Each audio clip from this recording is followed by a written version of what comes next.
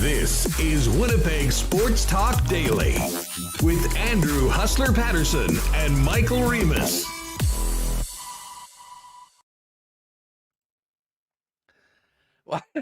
What's up, everybody? Welcome to Winnipeg Sports Talk Daily. Great to have you with us. It's an exciting day on the show here, an exciting day in Winnipeg because the Jets are back on the ice and training camp is officially underway today after a spirited practice out at the Iceplex, a little scrimmage afterwards, first media session, and we're going to get to all of it today on Winnipeg Sports Talk Daily. As always, we're brought to you by our great family of sponsors, including Manitoba Battery over on Logan Avenue, our friends at Royal Sports, Canadian Club Whiskey, Not Autocorp, the Nick and Nicky DQ Group, Boston Pizza, Little Brown Jug Brewing, Assiniboia Downs, and our betting partner, Cool Bet Canada. So this is how it's going to work today. Remo and I are going to discuss all the top stories from Winnipeg Jets camp, as well as a ton of news from around the National Hockey League. And coming up in about 30, Murat of The Athletic will give us his thoughts on day one of training camp, the big stories in and around the Winnipeg Jets as things are underway today. And then a little bit later on, once we're finished chopping it up, talking hockey and the local squad, we will get to a Ryder Cup preview with our boy, Mr. Dubsy. Very popular debut from the Aussie on the program a few weeks back. So, and credit to me, I am going to the Ryder Cup. I have not been talking about it all week, but I'm now having a hard time concentrating on anything else. So we will certainly have a Ryder Cup segment later on in hour 2 of the program. So Murat Tesh, we'll have an extended segment with Murat, get all of his thoughts on day one of training camp heading into Friday and the weekend, and then Ryder Cup a little later on. And yes, we will have a show tomorrow. We will have a show Monday. Our guy, Brandon Rowicki, will be sitting in with Michael Remis to get you the latest 411 on the Jets and all the Winnipeg sports scene and everything else going on around the world of sports, both tomorrow and Monday at the regular time. All right, let's do this. Remo, what's going on? So I'm so excited for today. This is awesome. I found it really hard to keep up with all the Jets news. I was following Mike, McIntyre, Ken, Murat, Scott Billick, Sean Reynolds, Kelly Moore, all these guys tweeting line combinations from Jets camp. More importantly, play-by-play of the scrimmage. Apparently Cole Perfetti dangled the crap out of Hellbuck. But also, it's not just Jets training camp opening today. Around the NHL, tons of news. Yesterday was, okay, who's vaccinated? Who's gonna miss camp? Today, it was more about people's personal health information, the injuries, finding about who's getting stripped of the captaincy because they're going on LTIR and who's not going to be up, starting the first 2 months, who's recovering from surgery. So we did have a lot of news today on that around the league. And more important, who failed physicals in Montreal after signing a free agent contract, Mike Hoffman. So a lot of information coming in that, if you care about the league, you care about fantasy, gambling, all that is definitely very relevant and is stuff, for a lot of Jet stuff as well today, too. So yeah, a lot going on. Yeah, and we will certainly take a spin around the National Hockey League and get the latest news from around camps elsewhere. But the focus for everyone that's probably tuned into our program is on the Winnipeg Jets. It was a great couple months talking about the excitement heading into today after a pretty successful offseason on paper. But now it's time to get to business. And the best news right off the bat, Remis, we knew that this would come out today.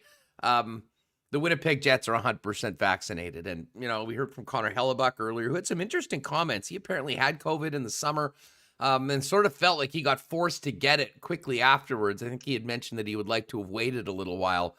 But honestly, when it comes to the vaccines and the Winnipeg Jets, this is it. I don't think we're going to be needing to talk about this at all anymore, which is a great thing. The Winnipeg Jets, as Pierre-Luc Dubois said today, are going to be able to not worry about anybody not being able to do what the other players can do. They'll be able to go. They'll be able to be a team. They'll be able to, eat together, go out together, do all the things that everyone else is enjoying right now without more stringent protocols for unvaccinated players. And I can tell you, after listening to my pal Dusty's show this morning in Edmonton, even with just one player not buying in, That's a huge story in Edmonton right now, and something that the Oilers are going to be dealing with, presumably heading into the season and potentially throughout it.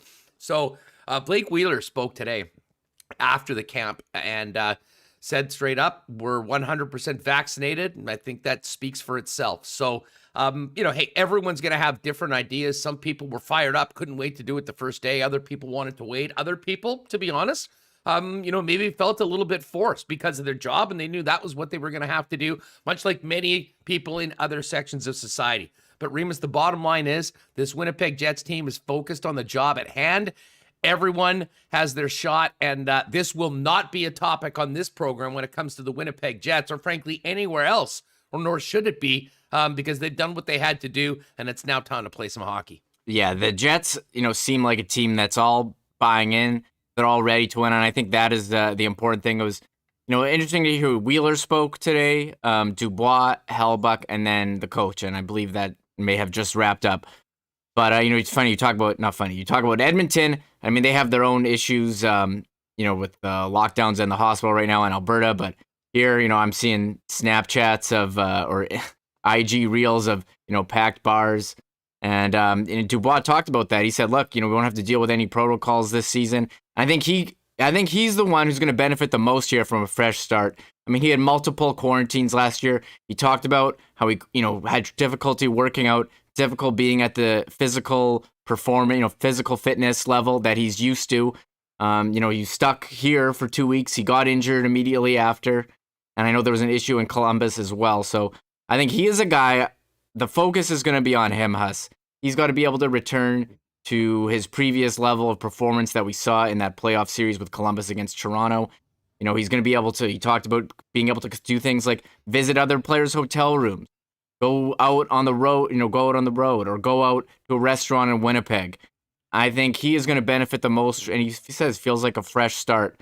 And who was he playing with? Ehlers. We can go through the lines, but he was playing with Ehlers and who was it? Andrew Kopp. And I did see that someone tweeting, I think it was Ken McIntyre, all of them saying he had a gorgeous feed to Ehlers, and I wonder if that's a connection we could see this season.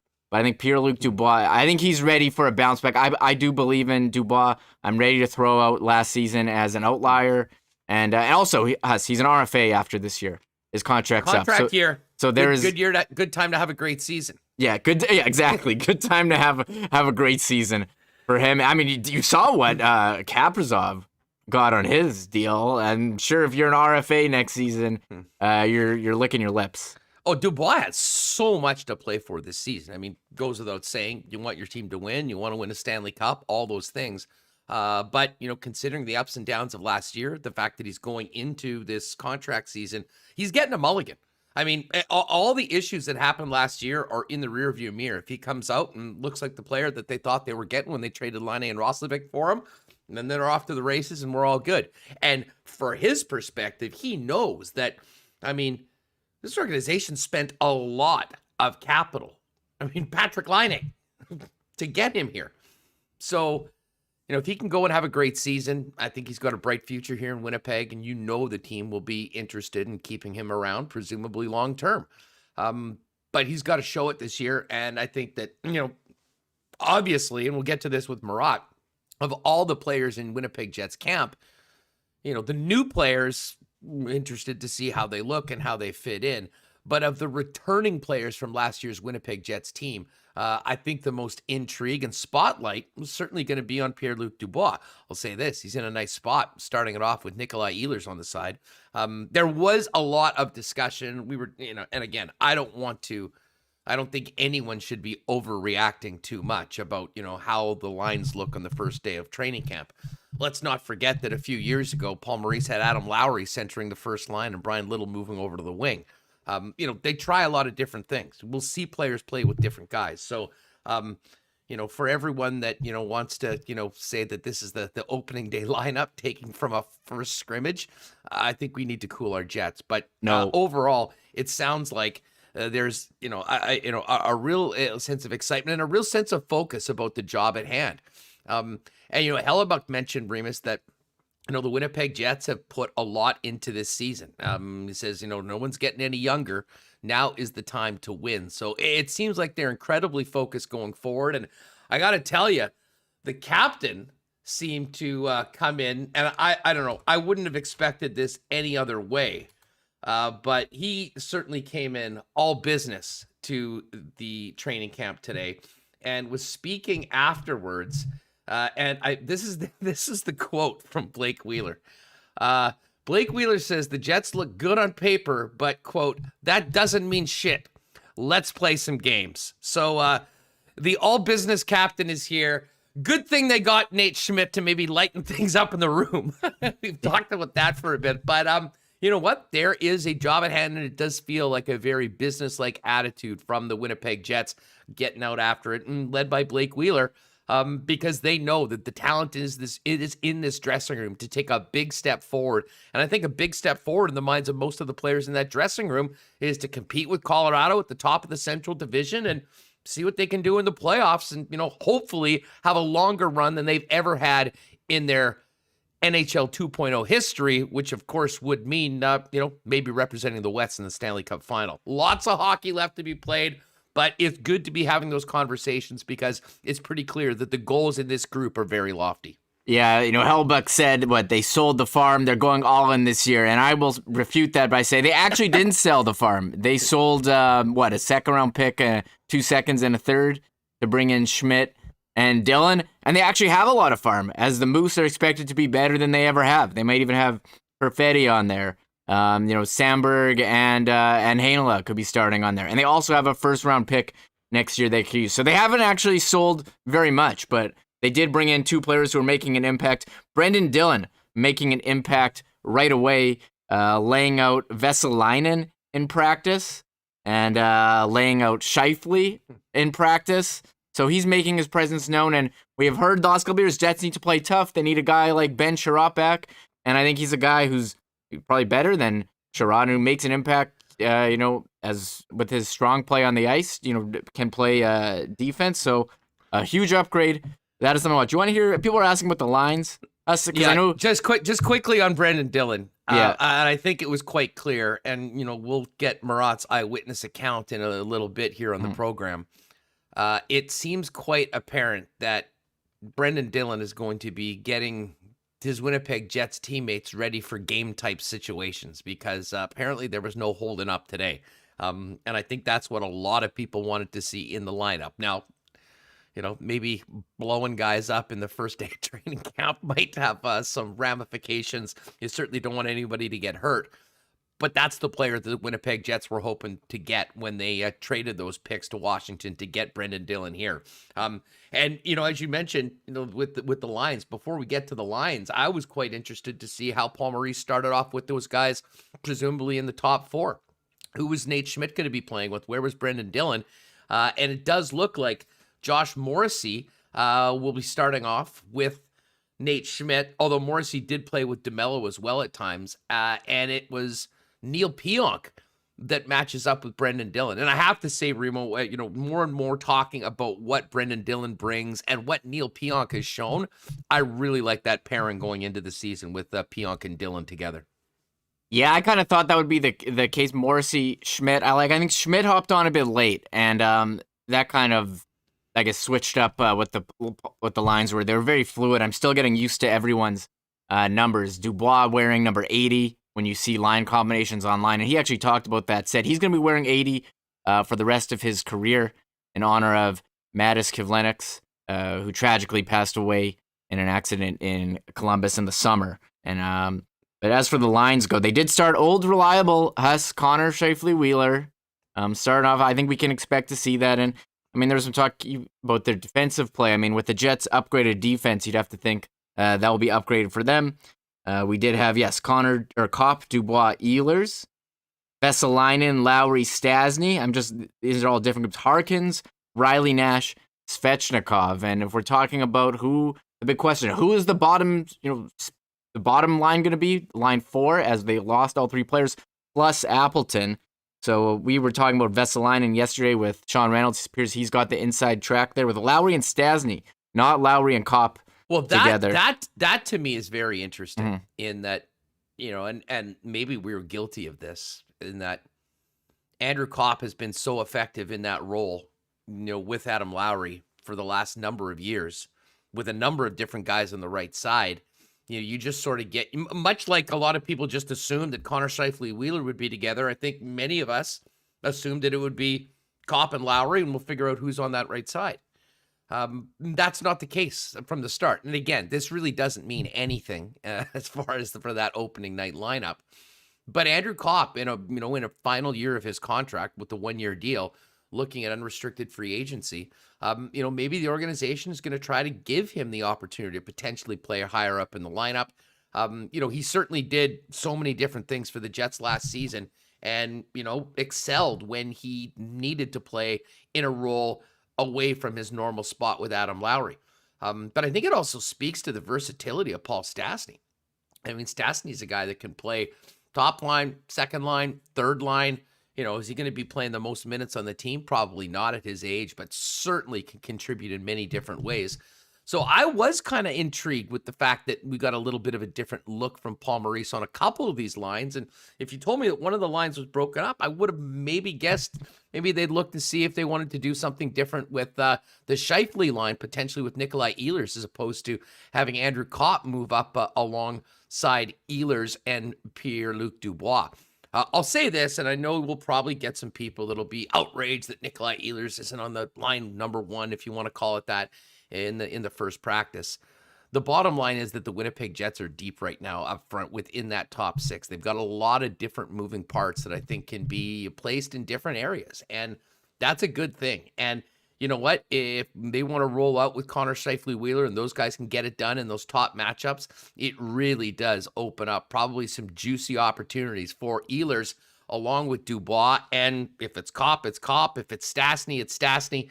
So, we'll definitely see, I think, some different looks over the course of the next little while. But I did find it interesting, Remo, that Andrew Kopp didn't start with Adam Lowry. He was actually starting up in the top 6 along with PLD and Ehlers. Yeah, I agree. That's something to watch. And you said about don't overreact to the line combinations, and I'm like, no, let's overreact 100%. That's what we're here for. I mean, I was so thirsty to see any form of line combinations. I'm seeing them in other cities as well, but we're focusing on the Jets.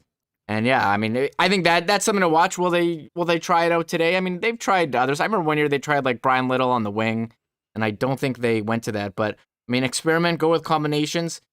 I'm not gonna freak out that Connor Scheifele and Wheeler are together. Why don't they know these guys how they play together? Why don't they try them with someone else? We know what they're just gonna go back to it. Yeah, and they've been successful. So, and as far as I think maybe this year, you would hope that it'd be more open to diversifying the power play time. I mean, you saw how efficient Power Play 2 was last year. Well, that happened a lot in the second half of last season. I would absolutely expect that will be the case. And you know what? When this number 2 group was really pushing the number 1 group, I think it forced both of the groups to be better. And the other thing that it does is I think it gets all the players into a mindset that you're not going out there and you're not playing a minute 45 on the power play. If things aren't going through a minute, change them up. We've got another group that can go in and make some things happen. And that will be the case. And, we saw Maurice at times starting PP2, if you want to call it that, the Ehlers group, ahead of PP1, depending on who was just on the ice and the situation and who had been going for. And I think that will continue. Maurice did say last year on a number of cases in the second half of the season, Remis, that he loved the fact that there was, a fun internal competition between the two groups. And to be honest, I think the addition in particular of Nate Schmidt is going to allow some real competition on the defense side of things for who will be in those roles. And I'm sort of with Mike. I wouldn't at all rule out, especially with Matthew Perreault being out of the mix, I would not rule out one of those 2 units having 2 defensemen on it. It was almost exclusively 4 forwards and 1 D last year. But it wouldn't surprise me to see, Josh Morrissey and say a Nate Schmidt or Neil Pionk be on one of the groups and, have 1 defenseman and 4 forwards on the other. So that'll be fun to see. I don't know how much we'll really get from training camp or even the preseason from that, just depending on who's in the lineup. but count on some new looks and I think some legit internal competition between the two units, however they shake out once we get going in Anaheim for game 1 of 82. Yeah, I don't think we saw any power play units being deployed today, but if they do what they've done in the past, it would be Connor, Scheifele, Stasny, Wheeler, and Pionk at the top. I mean, it was Morrissey and Pionk last year, but you have Schmidt now. And on the second one, do you have Kopp, Dubois, Ehlers, but Ehlers likes to see how Ehlers plays the left point on the power play, so I like that. But one thing I'd like to see is Connor on that right side, being able to rip one-timers. And the thing is, on the power play, Wheeler plays that spot as well. So I think if you want to maximize Connor on the power play, that's what you need to do. But that's kind of in a conflict where Wheeler likes to play. So I think that's something to watch too, because they always used to put Connor down low, and I always felt like he wasn't doing anything. He wasn't maximizing his skill set down there. But hey, it seemed to work pretty well last year. So again, what do I know? But that is something we're going to be monitoring. A couple other notes about the D pairs. We got Logan Stanley with Leon Kavanke, Dylan Samberg, and Johnny Kovacevic. And we did have one injury note from practice. Dylan Samberg, he left. He was kind of hobbling off. Was in a battle drill with Johnny Kovacevic, and he left. So I've been doing this. I haven't seen any updates from coach. But as far as injury goes, I mean, the Jets, they're coming in pretty healthy. Huss, we've seen stuff from other players. Malkin out 2 months, Crosby's. Well, listen, we'll get down that entire list in a second.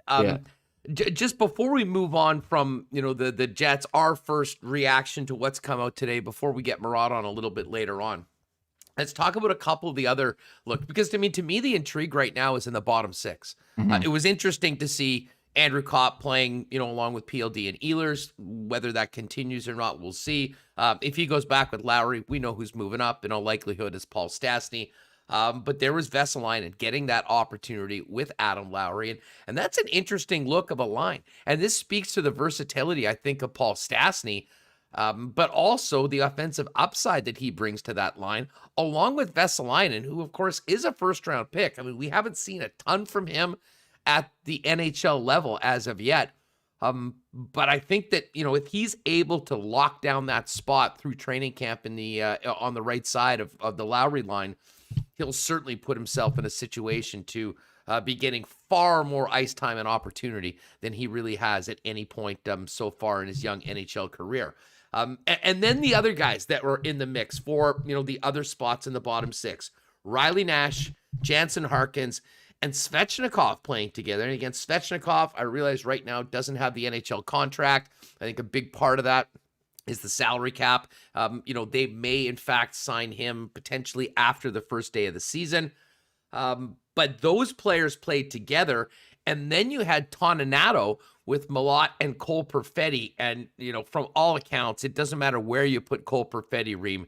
This young man stands out and does what he does best in the shootout. And, obviously big league shootout skills, being able to do what he did by all accounts to Connor Hellebuck. Yeah, Perfetti's again, we talk about names to watch. We talk about Dubois, who says he feels like himself again. He's feeling ready. And the other one is the guy we're going to be watching, Cole Perfetti, apparently with a beauty shootout winner over Hellebuck. Or in the scrimmage. That's where we are, Huss. We're tweeting about Jets training camp day one scrimmage play-by-play, and I am absolutely here for it.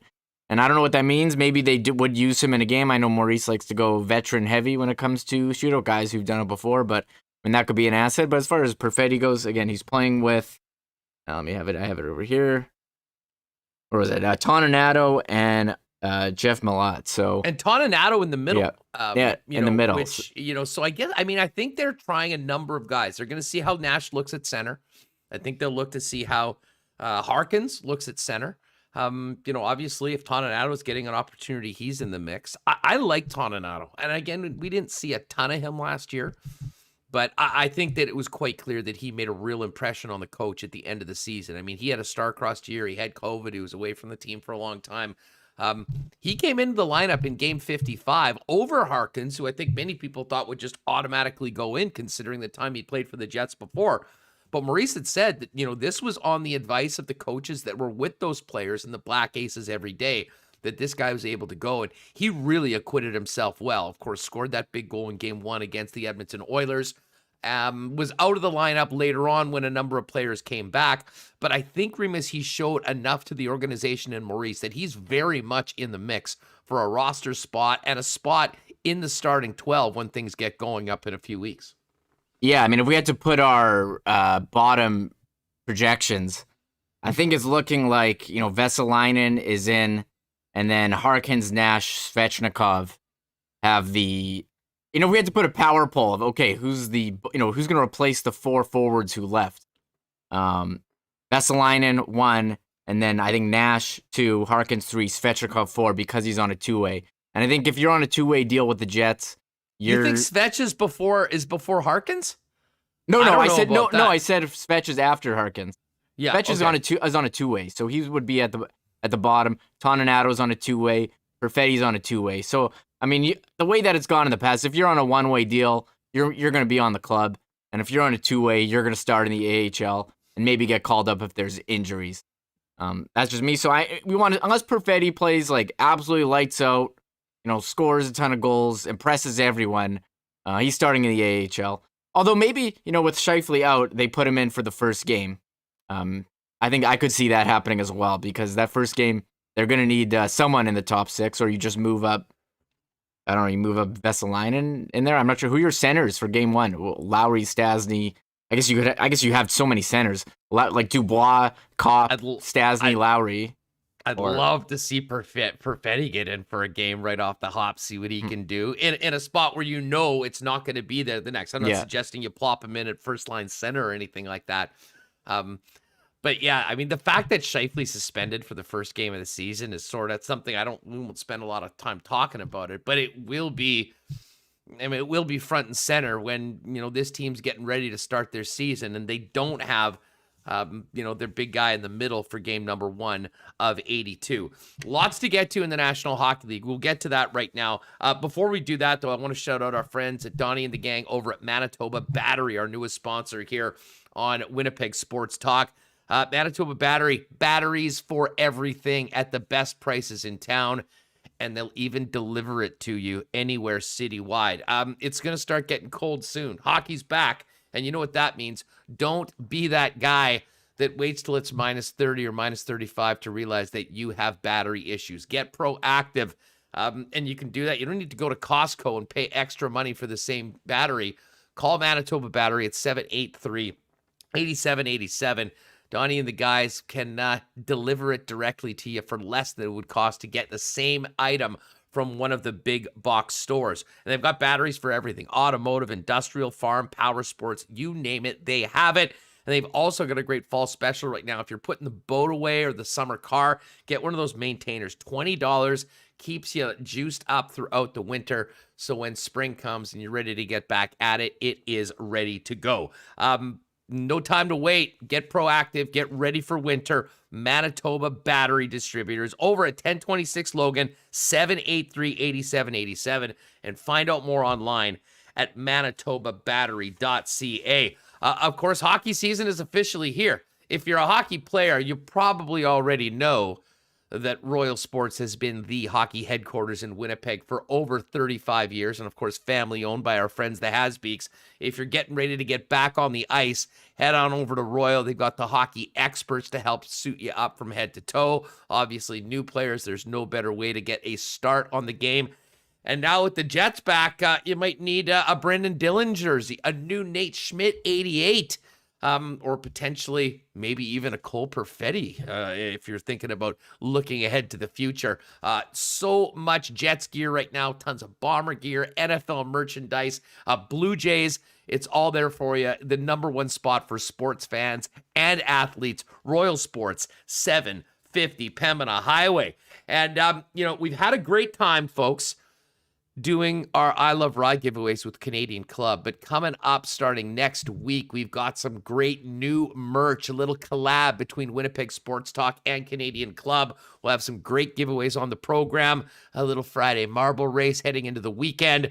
But you can get the great taste of Canadian Club every time you're at IG Field. Everywhere in the stadium is the official sponsor of the Bombers.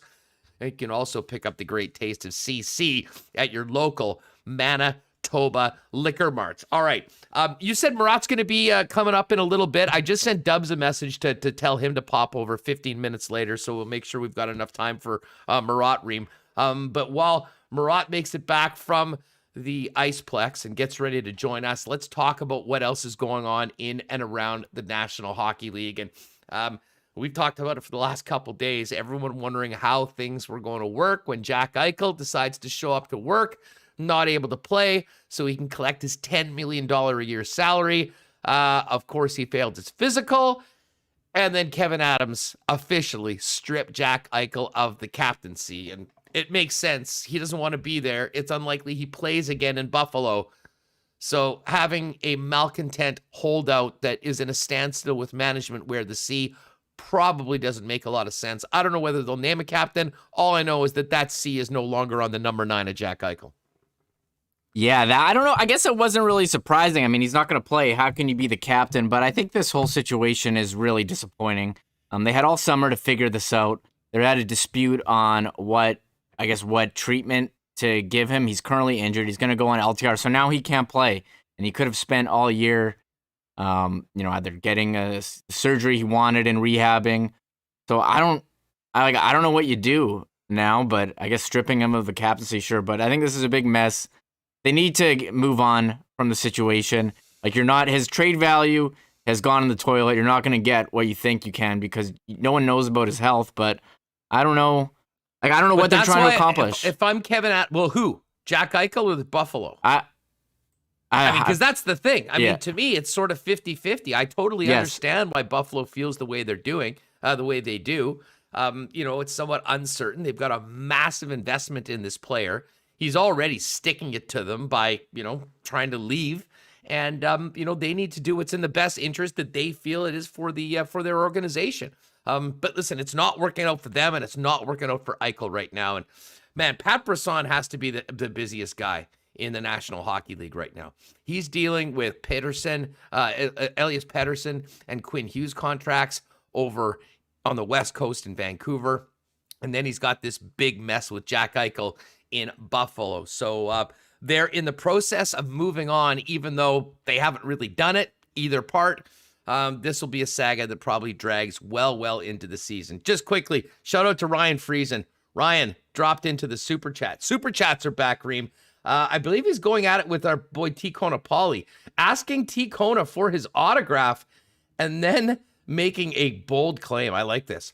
47, 19, 10, and 6 this year for 100 points this year. And since I paid for this comment, it will be the truth. Amen. Ryan, I hope you're a lot more right on this than your prediction that my Chiefs won't make it to the AFC Championship game. Anyways, we appreciate the Super Chat, guys, and all the comments with us here on Winnipeg Sports Talk Daily. So Jack Eichel's got the C ripped off of his chest. We knew that Sidney Crosby had, wrist surgery in the last few weeks, and he was going to be iffy for the start of the season. Pittsburgh gets another blow. Evgeny Malkin had surgery over the offseason. We thought that it might be iffy for day one of the season, but Remo, the word now is he's going to be out 2 months recovering from offseason knee surgery.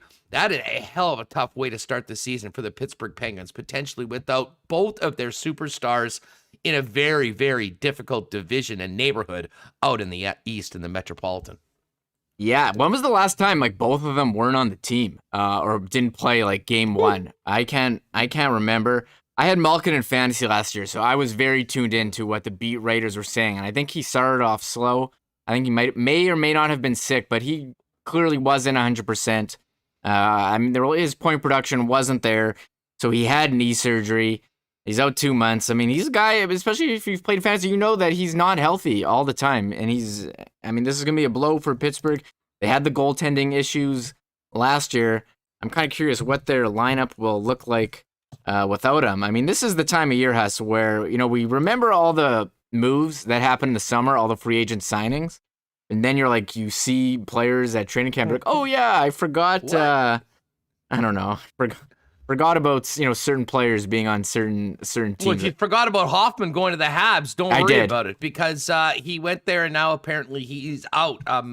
Fails physical, out for training camp. Just another issue for Mark Bergevin to be dealing with. And not surprisingly, Carey Price, not good to go at the beginning of the season. And on top of all of that, hard to believe this team was just in the Stanley Cup final.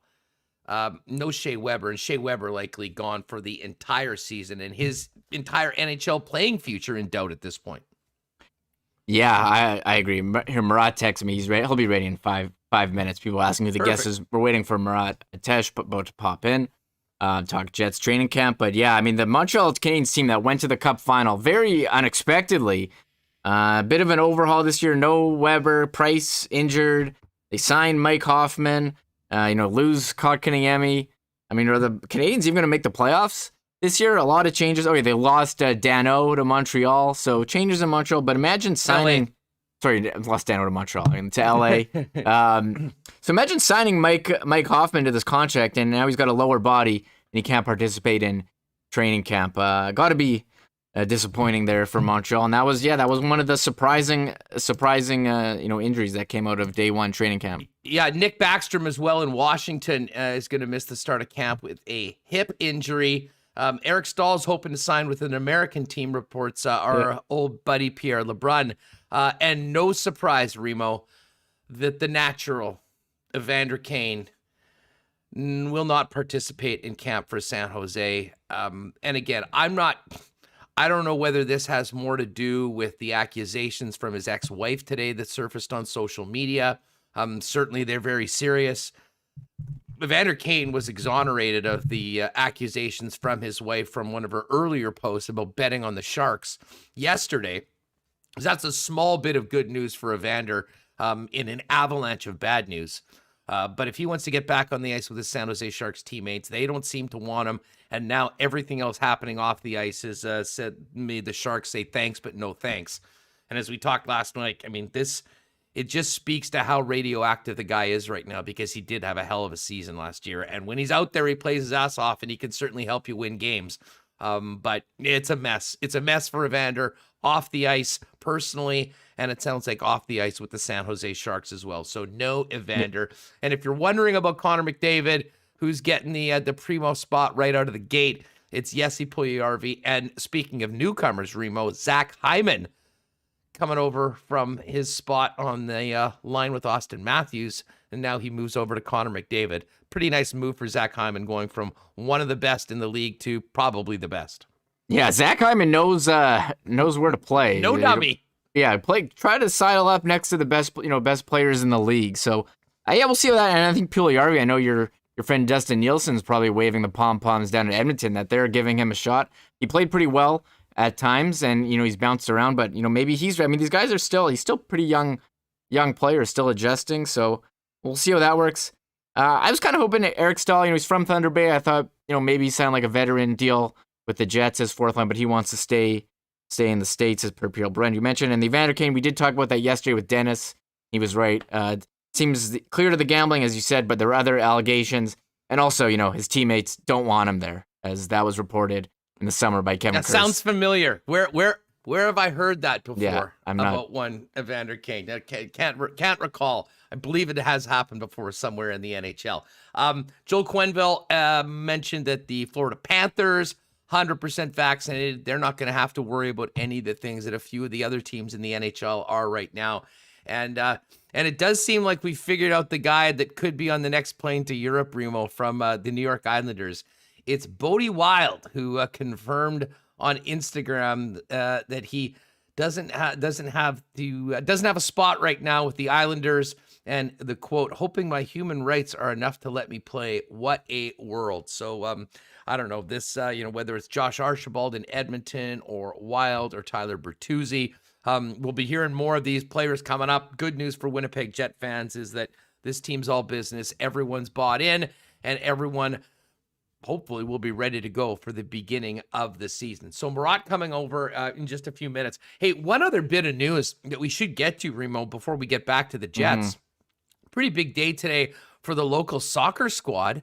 Rob Gale, who was a great friend of the program, one of my favorite guys in the entire sports community to talk to, and a guy that has really done a lot for soccer in Manitoba, relieved of his duties as the general manager and head coach of Valor FC. And on the way to Winnipeg is, I believe, Philip Dos Santos, who was the former assistant with MLS Vancouver Whitecaps. Valor got off to a great start after a really disappointing first season, but it's been ugly for the last couple months. And, unfortunately for our pal Gailey, that meant a change at the top of Valor FC. Yeah, we've talked to Rob many times on this show. He's always been very generous. I can't say I'm too familiar with Valor, but I mean, it seemed like there was time for a change. And I looked at the guy; he's got a nice resume. He's with the Whitecaps, so Valor moving on to a new head coach and GM and looking to improve their fortune there in the Premier League. I'll say this: Philip Dos Santos is a great name for a soccer general manager or coach. It just sounds like a soccer GM or coach. So we'll see what's happening with Valor. They do have a few games left in the season, but I think this is an opportunity for Dos Santos to come in, see what he's got, and then reevaluate the roster going into the off season. You can get your if you want some comments or questions for Murat of The Athletic, you can certainly do that in the chat right now, folks, if you're with us. And for folks listening on the podcast, I know Murat is going to have a full recap of his thoughts from day one of camp, of course, coming up at The Athletic. All right, before we bring in Murat, I do want to thank our friends over at Not Autocorp for their support of Winnipeg Sports Talk. The Winnipeg Car Lab is open now at Not Autocorp at Waverly and McGillivray. If you have a vehicle that needs some sort of modification, some rims, if you've got a corporate vehicle that needs a wrap, tinting, striping, they can do it for you at the Winnipeg Car Lab. Hit them up on all the social medias at Winnipeg Car Lab. They are doing that really cool contest through social media to win a Tesla for a week, so you can try that. And of course, if you're looking for a new vehicle, why not get into the car of your dreams at a great price with the help of the Not team? See them at Waverly and McGillivray, or check them out online at not.ca. We're still holding on to a little bit of summer. And there's always time to go by and see our friends at Nick and Nikki and the Nick and Nikki DQ group with DQs in Niverville, DQ Northgate, DQ Polo Park, and DQ St. Anne's. Still time for a couple more blizzards before the snow flies. Not that we won't be enjoying those things 12 months a year. And of course, if you've got an event, be the hero. Show up with the DQ cake, and you want it quick and easy, hit them up on Instagram at DQ Manitoba. They'll get your order, get it made, whatever you want on it, and have it ready for pickup at any of the 4 Nick and Nikki DQ locations. And when you're there, you might want to try the Ultimate Grill Burger. It is elite. And of course, we got a great weekend coming up. The Ryder Cup is on. The first Jet game is on Sunday night. A huge slate of NFL action. And with hockey season back, we're getting to be back in the Boston Pizza Lounges. Nowhere better to get together with friends and watch the big game on the big screen with big sound. Enjoy some wings, some pizza, some schooners. That is what it's all about. And very soon, we'll be doing that for Winnipeg Jets hockey. Boston Pizza open and welcoming you back for hockey season, for the NFL, and so much more. And of course, you can also order online at bostonpizza.com. All right, hockey's back, the Jets are back, and Murat Atesh is back on Winnipeg Sports Talk. Murat, let's do this. Great to have hockey back. First off, congratulations, 3 years with The Athletic. Crazy how time's flown by, huh? Yeah, I can't believe it. 3 years sounds like a lot, a little. I have no idea what to make of it, but thank you. Wild. No doubt. So what was it like down at the rink today? I'm sure a lot of excitement because we've talked about it. There is heightened expectations, I think, about this club and, some legitimate exuberance over the offseason moves and how this might look now that the team's back on the ice. What was the vibe around the rink today? I think optimism is the name of the day for sure. And I compare this to day one of camp, in January 2021, heading into the season that, ended a few months ago. Or even like that August camp before the qualification round in 2020. And the Jets are clearly, there's more spring in their step. There's more pace to it. Paul Maurice's lines, mixed I mean, he had NHL lines and he had what I would think of as more minor league lines, but they played on the same teams. They played in the same groups. It's not like there's a group A that's all NHL players and a group B that's all minor leagues and prospects and otherwise. And I thought that kept the pace high as well. And then you saw, like, let's talk about the additions in terms of giving a sense of optimism. Brendan Dillon was laying the body in the scrimmage that they had today. He was running around. He put his weight into Kyle Connor. He put his weight into all sorts of players on Team White. I had a quick chat with Blake Wheeler as well and Paul Maurice too to kind of set the dials just right. And when you have that energy, when you have Nate Schmidt joking around, when you have that expectation, there's no strange Bufflin situation. There's no holdout. There's nothing but optimism, I think, around the team. And it's one day. But I think that you can feel it around that team and in the ring to have a few fans in there too. So let's talk about the look of it's always interesting to see how the first practice goes, sort of who's playing with who the coach has been thinking about throwing together. And maybe the one thing that stood out to me the most when I looked at the lines, the way they're put together, was the fact that Adam Lowry and Andrew Kopp were not together. I mean, those guys have sort of been joined at the hip for the most part. Tell us about Kopp on a line with Ehlers and Pierre-Luc Dubois. Of course, lots of focus on Pierre-Luc Dubois, maybe more than any other player. And Paul Stastny and Vesalainen with Adam Lowry.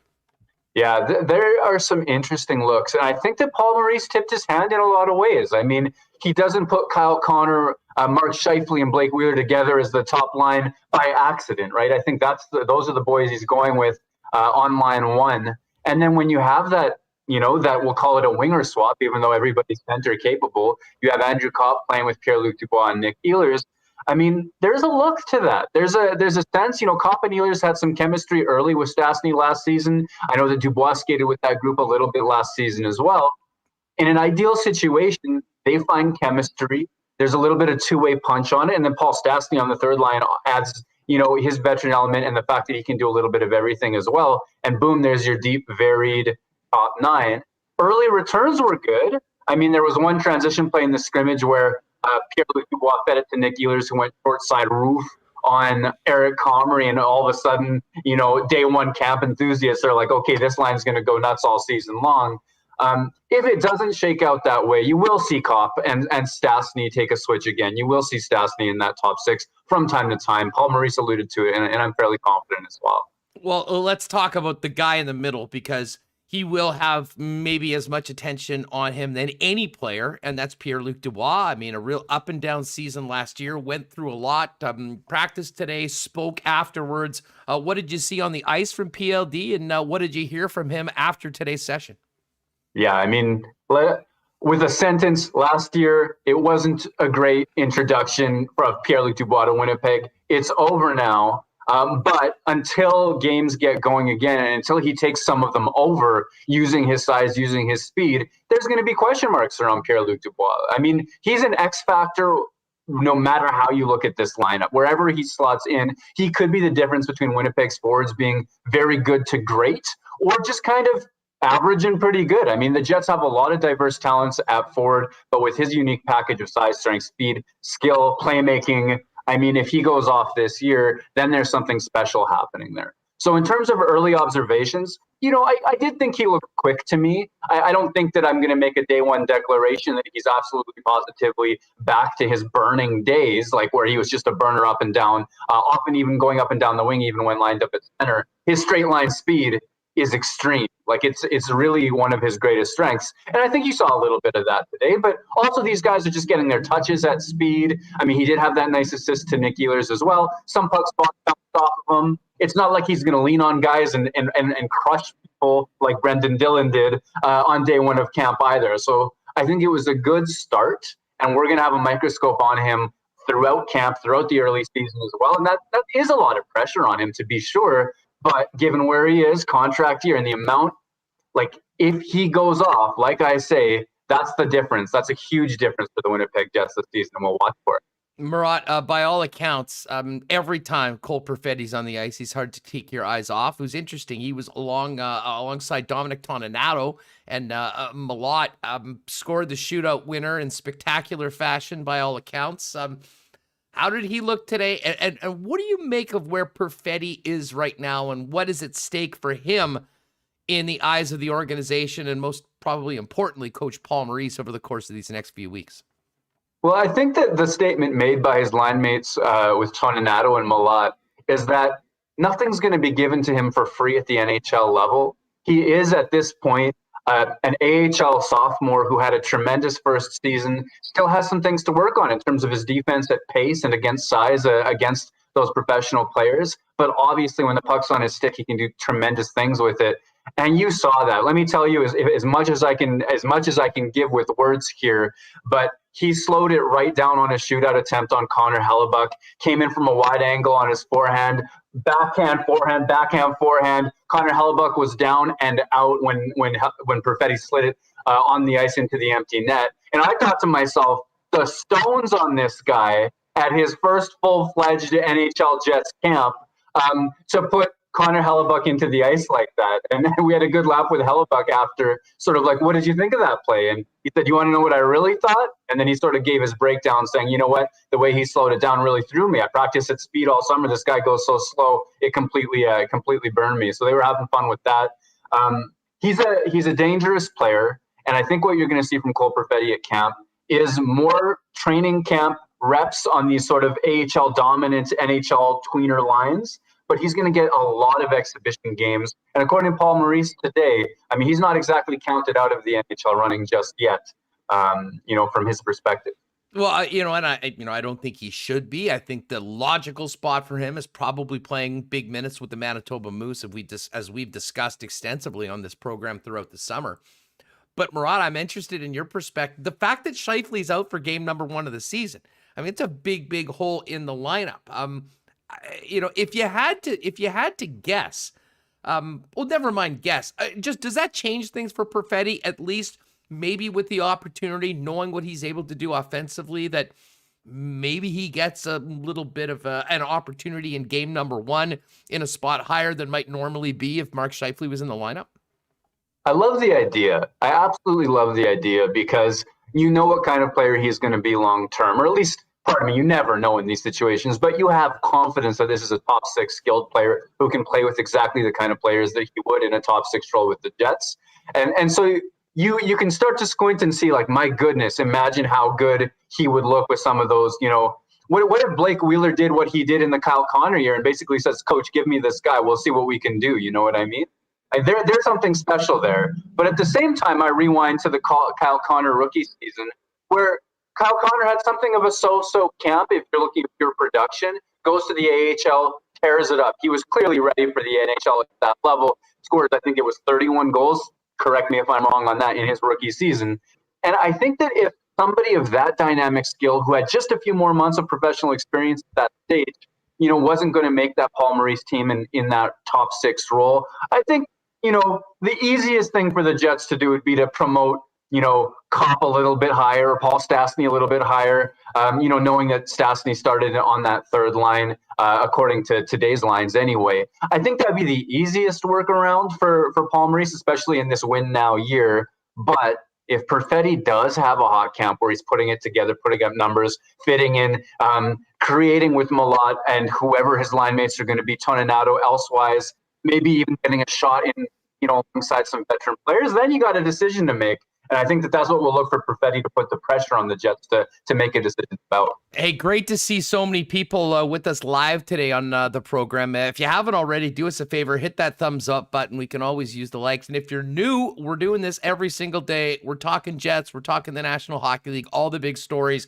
Hit that subscribe button and join us daily here at 1 o'clock live and later on the afternoon on the podcast here on Winnipeg Sports Talk. So let's just take Perfetti out for a minute. And Andrew Kopp to me is just maybe the most fascinating player this year because of everything that happened this summer and what didn't happen for Kopp, which was the long-term deal. Do you read anything into the fact that right out of the gate, they're sort of, I don't want to say giving him a bit of a carrot, but having him up in that top 6, playing in the first practices and scrimmages with Dubois and Nikolai Ehlers? Do you read into that at all, or is that just a different look that Paul Maurice wanted to see how it comes through? It wasn't my instinct to take that and look at it from a contractual perspective or a keeping Kopp in the fold long-term perspective. but I see the angle to it. And for me, Copp is a fascinating player for the same reasons that you mentioned, but also because he has this ability to play with skilled players, make the reads of skilled players. He doesn't necessarily have the finishing hands of those elites that Winnipeg has, but I mean, that's some stiff competition. So to me, he has the ability to play amongst that group in that middle six role, whether it is with an Ehlers and a Dubois or whether with Lowry in that checking line sort of situation that we've known for so long. And he doesn't have a tremendous control over what minutes he gets. His contract's going to be determined by his role, by his point totals, all those sorts of things.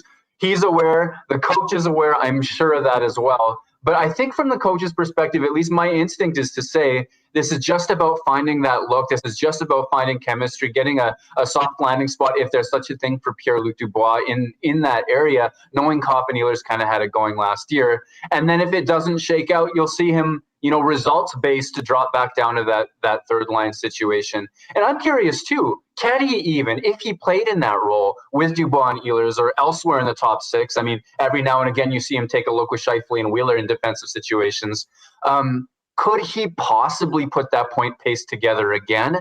And, my gut says no, but Andrew Copp has never not bet on himself in his life, and that's what he's doing with this one-year deal as well. So he's going to be an extremely motivated player, whether that's why he got that gig immediately or not. He's going to look to cash in on it. Yeah, I just found it interesting coming forward. I mean, we're so used to seeing Lowry and Copp together. I mean, that it's sort of old faithful when it comes to, Paul Maurice, when a checking role. We've seen different guys rotate, but, they have been such a mainstay in the lineup. But at the same time, with what Copp did last year, I think he showed that maybe he's worthy of consideration in other spots. And if there's ever a time, Murat, to try some different looks and see how players work with each other. We now have a legitimate training camp with real-life preseason games. It would seem like now's a better time than any. Yeah, absolutely. You have time to experiment. Not that they're taking much liberty with that. I mean, when you see Kyle Connor, Blake Wheeler, and Mark Scheifele together, you could probably fit in a little more experimentation than that. But to the extent that I think we're at the stage where Paul Stastny and Andrew Copp are comparable players. I mean, there's a different veteran savvy to Stastny in a different way that he thinks the game. But Andrew Copp has that ability to do a little bit of everything too. And I mean, maybe you're going to see a little bit of switch back and forth from those guys this year. But let me tell you what, talking about pairs, guys that are stapled at the hip, day one training camp last year, I think a lot of us did. So this is not trying to brag, but we had Mason Appleton as the third line right winger who's going to seize that job. And the reason for me was you could see him stay after camp. He and Adam Lowry were stable to each other. Like they were picking pucks off the wall. There was chatter, there was banter, there was jokes. You never saw them, more than 10 feet apart. And the guy that did that today with Adam Lowry was Christian Vesalainen. So, as much as there's been a debate to some degree, could Riley Nash play up that high? Could Jansen Harkins play up that high? Could David Gustafsson for some reason be in that top nine mix? I mean, I think the Jets are leaning hard to give Christian Vesalainen that first look. And if you look at the body language and the banter from Lowry and Vesalainen too, he's trying to reproduce exactly what Mason Appleton did a year ago. Well, and I'm glad you brought that up because, we've talked a lot about the defense. We sort of have a pretty good idea about the six defenders that are going to be there and what that means for Ville Heinola and Dylan Sandberg, probably starting off in the American Hockey League.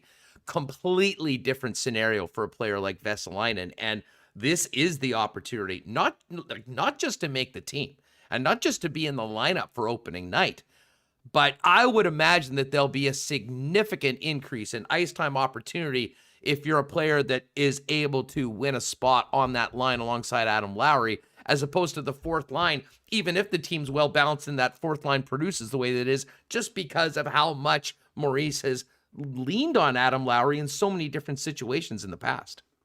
Yeah, there are times when that's the second line, even if it's third on paper. And that's an interesting one because Christian Vesalainen, I don't think he's excelled at a two-way job in the NHL level, but he's going to get, if he makes that team on that line, he's going to get that opportunity. And now you start wondering, like, let's call it Andrew Copp. That's my default to assume on that line. But Copp and Lowry, so good and have so much chemistry that a guy like Vesalainen, who he's probably not driving play all by himself at this stage of his career, but can he get into spots to use his shot, which is still clearly a high-end strength for him? Is he going to be left behind at all because he doesn't fly around like, Brandon Tanev, let's say? What exactly is he going to be able to do to maximize his skill set while helping out against that top competition that Copp and Lowry tend to go against on a night-by-night basis? And for me, that's, it's a real not make or break in terms of his career, but it's a really show me what you're made of kind of season in terms of him finding his fit and looking to prove that he can make an impact in a major role. Murat of The Athletic is our guest. Make sure to check back to The Athletic a little later on today for all of Murat's scribblings on everything that's taken place so far in day one of Jets training camp. It went without saying, we knew that this was going to come up, whether it was the coach, the general manager, or the captain. Someone was going to get asked about the vaccination status of the Winnipeg Jets. And I am just so happy to know that the Jets are not going to be dealing with any of the issues some of the other NHL teams that have holdouts are. And it was pretty clear from Blake Wheeler that this is a non-issue. They are all in. They bought in. And this won't be something for us to talk about or for them to worry about going forward. Yeah, which is better for everybody's sake, right? I mean, that it is sanity. Exactly right. I mean, we don't have to stress about it to be in the same rooms, for example, to that degree. We don't have to make a media issue out of it. At no point can we reasonably, at no point are players not going to be able to play because they have to quarantine as they cross borders. They're not going to be costing their teammates in that sort of way. And I just think that that's a cleaner and smoother and easier way for everybody, even if people's personal health wasn't at stake. And certainly it is. I mean, we're back to these distant scrums, not Zooms, in a room as well. And we're all sort of sharing the same airspace in that situation. So it's certainly comforting in that way. And then for their own perspective, I mean, I don't think anybody wants to be the guy that lets their team down by not being able to play. And you heard that from Connor Hellebuck today. He was explaining that, late August 20th or so, he said, he got diagnosed with COVID. He had it. He had not been vaccinated to that point, and he actually did get it. And he went through, some tough headaches and a real drain on his energy. And then he had to make this decision for himself, because I believe that the health guidelines that most people say is after you've had it, there's a certain wait period that's ideal to get vaccinated. But because of the player rules this year, he doesn't want to cost his team. He made that choice, being like, okay, well, the incentive is if I want to be ready on day one of camp, and this is a huge year for me, you know what? I am going to go make sure that I get my shot in time to, not hold anybody back and not hold myself back as well.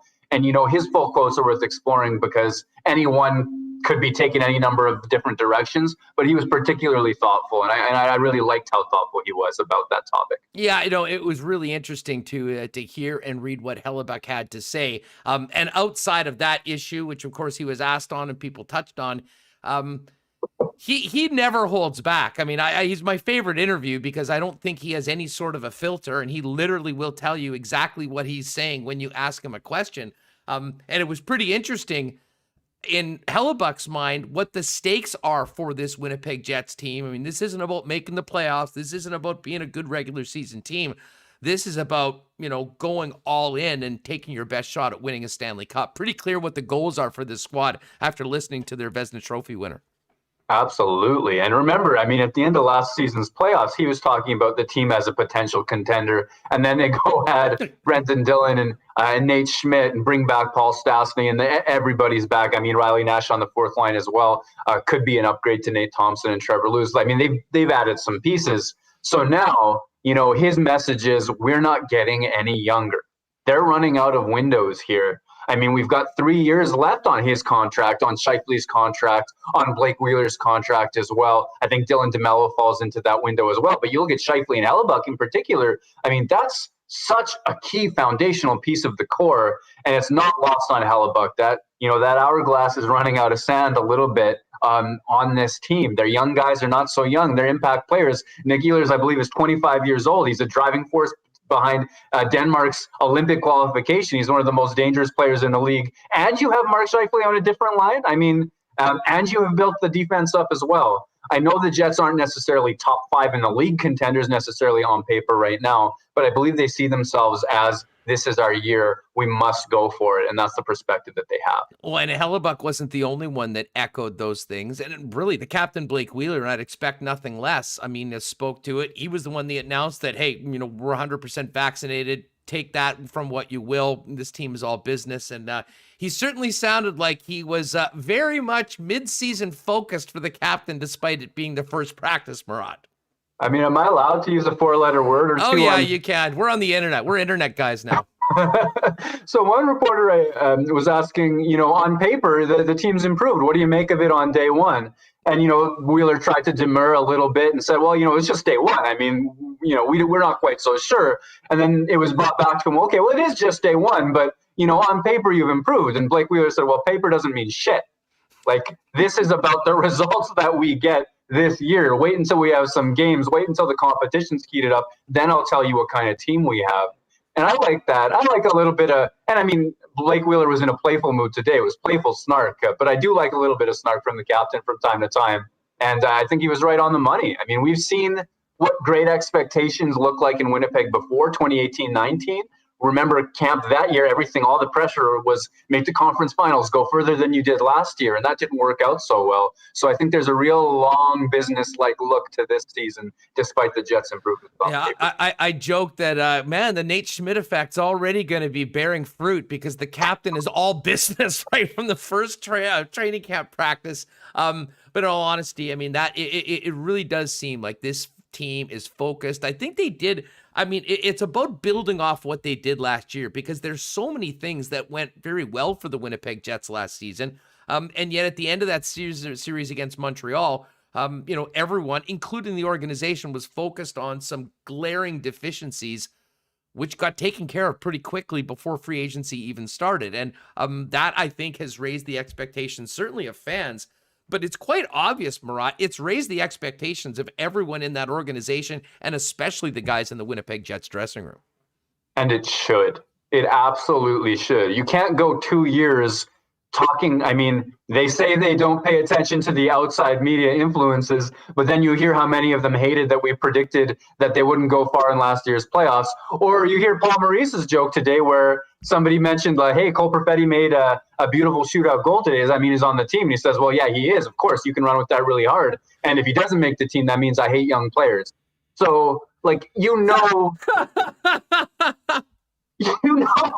these guys are aware. And so you can't go 2 seasons with that defense and all the consternation about that defense and they made a pretty good go of it considering the situation that they had. And I think that sort of defying us a little bit helped bring them together as well. But now that excuse, so to speak, which I don't think they would have used, is gone, right? They went out and in one off season, they patched 2 top 4 holes. Nate Schmidt and Brendan Dillon have experience. It's not just that they are trying to play in those roles, like perhaps a Derek Forbert situation where he had done it. He'd had some injury trouble since then. Who knew how he was going to perform? It's like these guys have done it at length. And I think that should raise expectations for everybody. Okay, Paul Maurice, you wanted a strong top 6. You wanted a strong defense core that's mobile and has size to it as well. You want to be able to run a checking line. Well, here you go. See what you can do with that. And from the players' perspective as well, this is their team. It's been brought together. It's been patched, and this is their year. Oh, man. The YouTube show's popping when webcamschat.com decides to enter the chat room. Thanks for Remis is back throwing people over the top rope. That's excellent. But, hey, it must mean hockey seasons is here, and even the bots are fired up for dropping the puck on the upcoming season. Murat of The Athletic is with us. You should be following him on Twitter at WPG Murat and reading all of his work in the pages of The Athletic, of course, available online. Murat, well, let's talk about a couple of those defensemen. You mentioned that Brendan Dillon was not holding back in his first practice for the Winnipeg Jets, and I'm sure the fans that were there were sort of excited knowing what he brings to it. But, adding a little bit of P&V to the proceedings. Not surprised that he found himself playing alongside Neil Pionk. To me, and I think we've talked about this before, when you think about the player that Pionk is, how great he's been for the Winnipeg Jets the last little bit, and what a player like Dylan as his partner might be able to do. I'm not surprised that Paul Maurice started there. Thoughts on those two playing together? And of course, that would sort of telegraph. I know Morrissey played with a couple guys, but I would imagine that 44 along with 88 might be a new pairing in the top four. Yeah, I think that's completely reasonable. I size it up the same way as you, right? Brendan Dillon was kind of like Derek Forbort plus, right? There's a mobility there that was lacking, but that physicality is there and then some because the mobility is there. And he was running people over on day one of training camp, which, shows, I think, the edge that he has, but also the idea that it is about competition and it is about winning with these guys. And I mean, if he's going to be doing that, like one of the fans I was talking to said, if he's doing that on day one, imagine what happens when it's somebody wearing a different colored jersey, right? Or the wrong jersey on the front when he's making those hits. So that's a good sign. We don't talk a lot about Josh Morrissey and Neil Pionk this summer, other than who their partners might be, right? But for me, Pionk impressed me just by being smooth and consistent, right? Like there's some players I think of that, they might have a slower first day of camp, a first week, then they really ratchet it up. Those veterans sometimes are kind of like that. Well, with Neil Pionk, I just felt like he was moving well. He was passing the puck well. He was being Neil Pionk.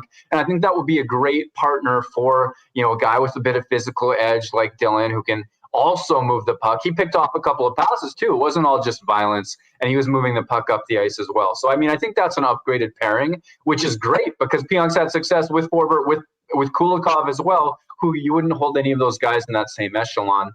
And then of Morrissey and Schmidt, and at least if I've got my observations right, I think Schmidt joined just a minute late, and Morrissey's first turns were with Dylan DeMello, and he took more turns with Dylan DeMello later in practice too. But you did see a lot of Morrissey and Schmidt. And the guy that stood out for me was Josh Morrissey. I thought that there was, and again, it's day one, but I thought, I told somebody I wasn't going to say this out loud. I was going to keep it for myself till I had a few days of evidence, but the guy looked quick. There's a quickness to Josh Morrissey today that was particularly inspiring to me because I know he's had a rough couple of years and his on-ice results haven't been particularly excellent in the last year or two. Well, I mean, if he starts looking really assertive and really fast again, it's not just that Nate Schmidt upgraded that pairing, but as Josh Morrissey did too. It's too soon to say that's what's happened, but it's something I'm keeping my eye out for. Do we take anything from Logan Stanley playing with Leon Gavanka today? You know what? He did skate with Gavanka. He also, when DeMello was available, played with him as well. I don't see that as pure AHL necessarily or anything to that effect. Ville Heinola took a lot of turns with Nathan Beaulieu as well. So I think that bottom four, that 5, 6, 7, 8 part of me is still likely to be Stanley, DeMello, Beaulieu, and Heinola, with Heinola probably starring for the Moose as opposed to being at the NHL level. But it'll be interesting. We even heard Paul Maurice talk about playing 7D at times. I mean, he mentioned that in the mini camp, which might mean that Beaulieu and Stanley and DeMello all get into the same lineup at the same time. I don't know if that means that you finally see a double shift from Nick Ehlers, which I've been campaigning for. But I think that bottom end of the defense, we could see a few different looks for. Yeah, and I guess the one unfortunate thing that happened, it's hard to get through a practice without somebody getting nicked up, but it was Big Dylan Sandberg. And by all accounts, it happened in a pretty spirited battle drill with another prospective Jet defenseman trying to, get noticed from the Moose in Johnny Kovacevic. Yeah, that's an unfortunate situation. I mean, they're partners. So I didn't see the moment that the injury happened. I should qualify with this, but they were partners during some of the best stretches of Moose hockey last year, and they had a lot of chemistry together. They played such a complete game between the two of them at that level, and you could see a familiarity with them even as they were taking drills together today. But then to see Dylan Sandberg go down, Paul Maurice called it a lower body injury. He wasn't ready to say it was an ankle or a knee or what have you.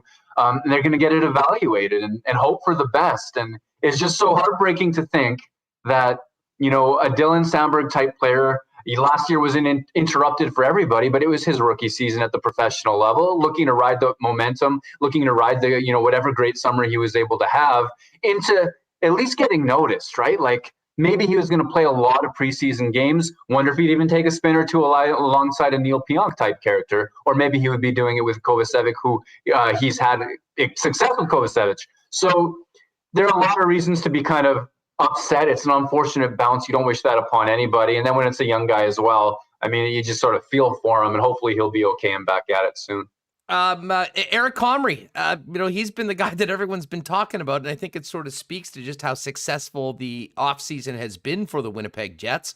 And again, I don't want to say, how was he? Did he perform well in a training camp practice? But, we've talked a lot about Pierre-Luc Dubois because of last season. It's more the situation and the opportunity that has been placed on a silver platter for Eric Comrie to go and grab right now.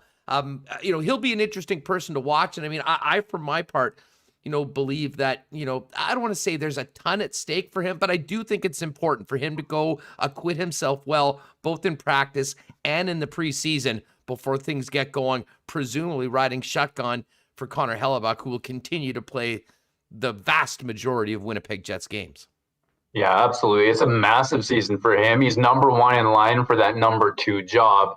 And he's only going to have a hold on that so much as his play determines that, he's earned it. They're going to be patient, knowing what he's been through, up and down, waiver situations, other teams, taxi squad situation to some effect as well last year.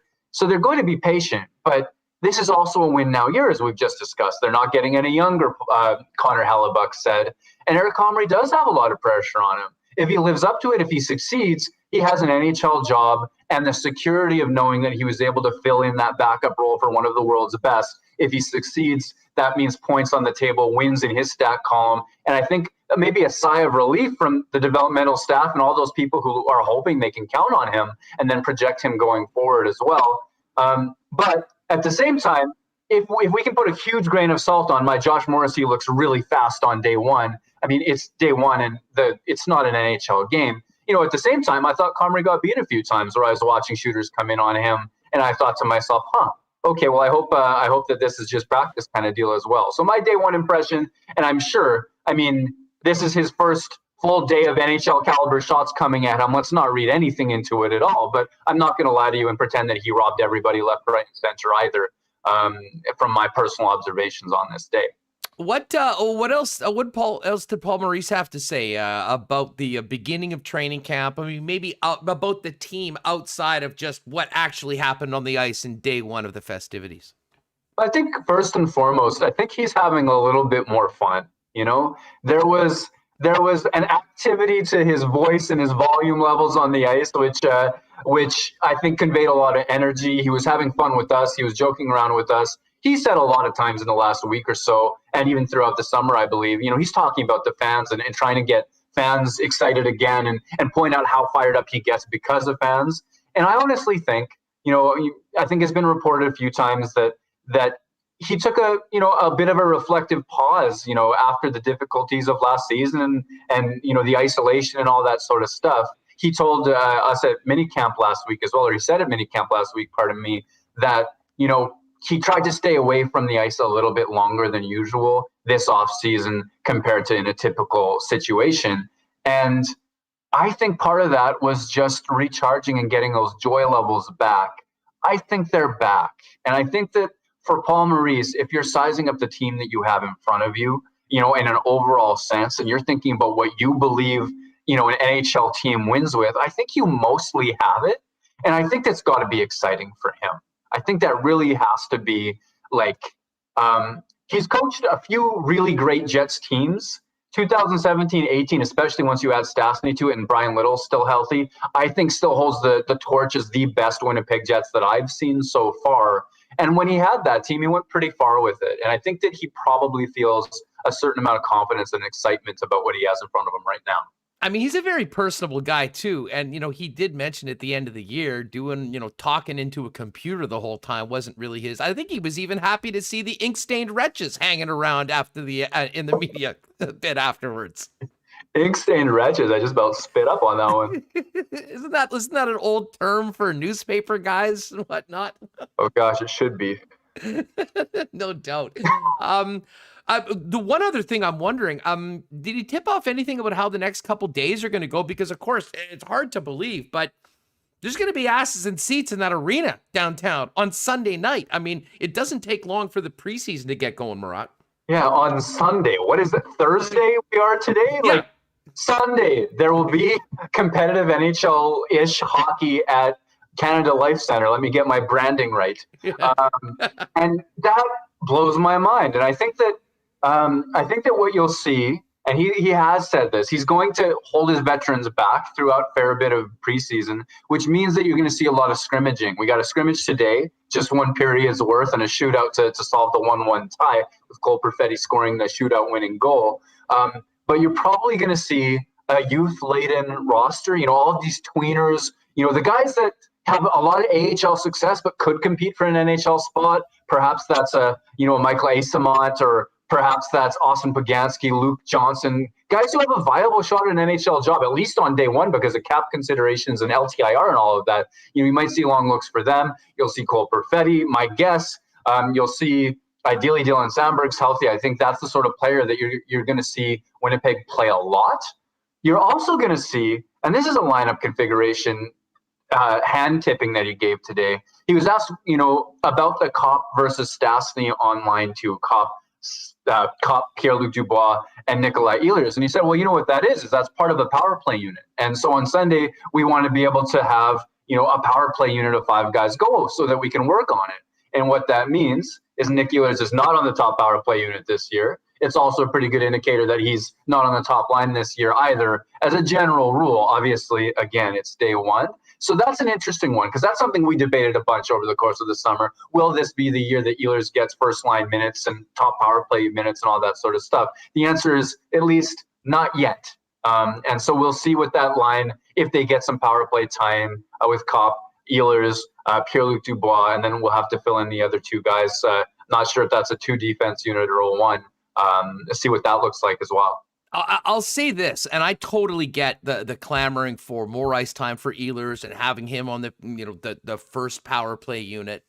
But I'm also here for considering that, the way we saw the 2 power play units work at the end of last season, it was a legitimate competition between the 2. And to be honest, quite often the second unit, if you will, was the one that was more successful. And at times we saw them going out first. And Maurice talked about how he loved that, them going back and forth.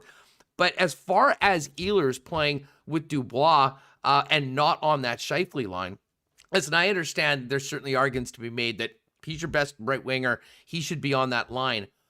But there is also something to be said, isn't there, Murat, that, playing with Pierre-Luc Dubois, which I think could be very, very beneficial, hopefully for Dubois to get him where he is, but also maybe not playing the most difficult matchup and spreading the wealth, if you will, amongst that top 6 could do wonders for the Jets while the Ehlers line is on, maybe not going up against the top checking units of other opponents. Yeah, for me, there's 2 parts to that. There's the idea that Pierre-Luc Dubois, the full version, is going to be able to do things to Winnipeg's opposition this year that he wasn't necessarily able to do a year ago. And then, we're being a little bit speculative. We're, it's full of optimism here on day one. But I think there's a reasonable reason to think that he'll be improved, to that effect. And if he and Nick Ehlers can find chemistry, then boom, presumably you have 2 very good first line-ish type first lines, let's say.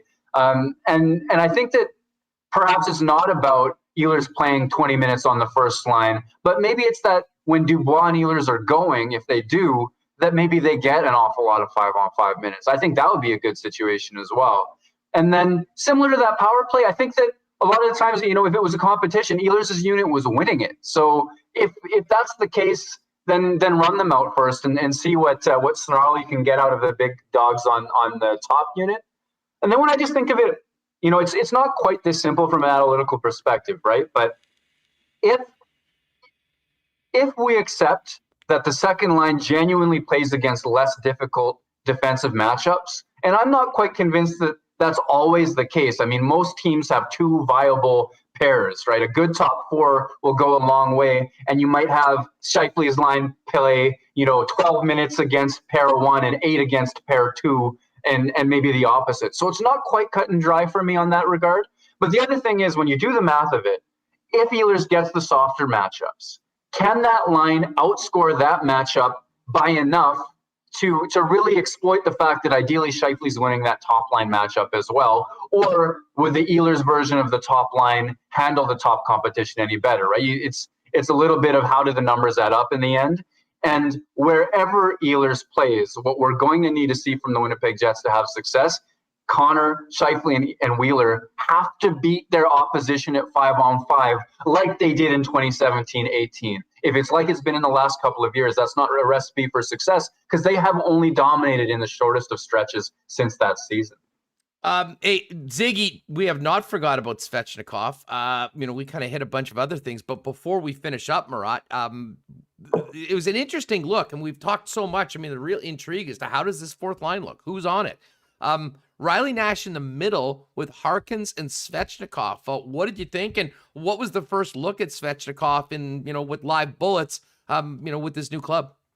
Yeah, I have to be honest. I didn't get a ton of eyes on him today. I did think it was telling that he got what looks like a fourth line gig. I've also wondered how David Gustafsson fits into that, but it looks like that could be a viable fourth line if we're being honest. The thing that I noticed from Svechnikov primarily in minicamp was this. We know that he had a knee injury. He was rehabbing it. I believe it was his ACL. I think he's back up to his version of top speed. He's not a burner at the NHL level. He's sort of a fast enough to get there kind of guy. But his real strength, which did shine at minicamp, and I hope we see more of it as well throughout the main camp, is his shot. He has a release that has some messed up timing to it. I can't read it myself. And I know certainly the goalies were having issues with it at pro minicamp. So if he can continue to get opportunities and do that against NHL level opposition in preseason, he'll have a chance to put up some goals and make a case that he should sign and play with the Winnipeg Jets and not just the Manitoba Moose this season. Yeah, that'll certainly be something we'll be following throughout the rest of training camp. Hard to believe action at Canada Life Center. First preseason game is Sunday. They'll be back at it tomorrow with training camp, and I know you're going to be all over it. What do athletic readers have to look forward to coming up later today and throughout the next few? Well, later today, we're going to deep dive day one of camp, all of the media, all the press, all the observations on the ice as well. I'll give you my impressions and the hot takes, and I'll just try to flesh them out a little bit better. I feel like a better writer than a speaker, but we'll hopefully, fingers crossed, that it shakes out that way. And then I've got a feature that I'm working on right now about a player who I really believe in for this organization. That is a good family story. That's really all I want to say about it. It's been kind of moving to kind of explore it, and I hope to release that in the not too distant as well. Well, definitely looking forward to that, my friend, and looking forward to having many more chats with you throughout Winnipeg Jets season. Thanks so much for doing this, and enjoy the weekend, and of course, game one of the preseason Sunday night. Right on. Thanks for having me. Great stuff. At WPG Murat Atesh of The Athletic. Murat's piece on day one of camp coming up just a little bit later on. Hey, a big shout out to our friends over at Little Brown Jug Brewing. Check their events page. They got that Nuit Blanche event coming up on Saturday, but they have a great deal right now as we try and hold on to the last vestiges of summer. And a great way to do that is get your hands on the Summer Good Times Variety Pack while supplies last right now. If you pick up the Summer Good Times Variety Pack at the tap room on William Avenue or online at littlebrownjug.ca, every pack you get will come with a $5 gift card, which has no expiry. And if you really love the Hefeweizen and the Summer Lager, get a few of them, take you through the fall, maybe through football season, certainly through the weekend, and you'll load up with a number of $5 gift cards they can use at Little Brown Jug anytime. 1919's available at fine restaurants throughout the city. Of course, your local beer store will have it as well, but pop down and see them at William Avenue, a patio, tap room, everything they've got at Little Brown Jug is there on William Avenue, and you can also take advantage of that deal on the Summer Good Times Variety Pack at littlebrownjug.ca. And of course, as we mentioned, live racing's over for the year at Assiniboia Downs, but you can still bet on the ponies from around the world using the HPIBet.com app or by popping down to Assiniboia Downs because they are open all year long. VLTs get open at 9 a.m. every day, food service throughout the day, and the amazing fare at the Terrace Dining Room available Fridays and Saturdays. You do need to make a reservation. Check out asdowns.com for more. All right, well, we've been cranking out the Jets talk for the first hour and a half or so. Great stuff with Remis off the top. A wonderful conversation with Murat Atesh of The Athletic. Brandon Rewicki's going to be in for Friday and Monday, and I mentioned why earlier this week.